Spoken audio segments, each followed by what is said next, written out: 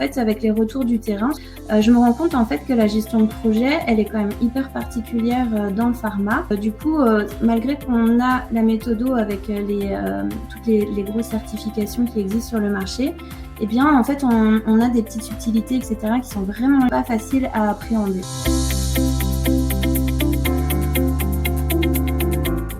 Ce qui fait la grosse particularité du pharma, c'est qu'en fait, les projets sont gérés dans le système qualité des entreprises. Comme on est dans le système qualité, qu'on doit respecter les bonnes pratiques de fabrication, eh bien, ça veut dire qu'on va avoir des documents, on va devoir contrôler, on va devoir prouver que nos changements n'ont pas d'impact.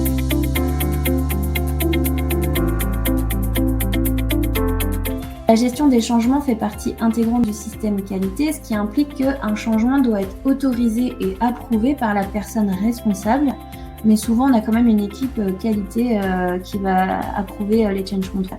Et alors, ça veut dire que les données et les documents qui vont être générés pendant tout le projet vont devoir être revus et approuvés pour maîtriser les impacts.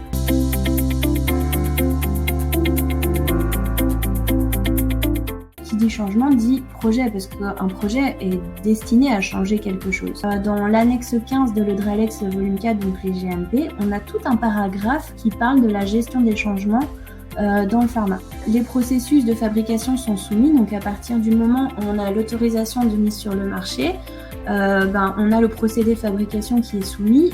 Ensuite, on a les méthodes qui sont validées. Donc pareil, à partir du moment où on est validé, dès qu'on va toucher à une méthode, on va changer un paramètre ou quoi, on va avoir un impact sur la validation et on va devoir revalider. Et alors, on a tous les équipements, les systèmes, les utilités, etc. qui sont qualifiés. Et donc, pareil, dès qu'on change quelque chose, il va falloir prouver que le changement n'a pas d'impact.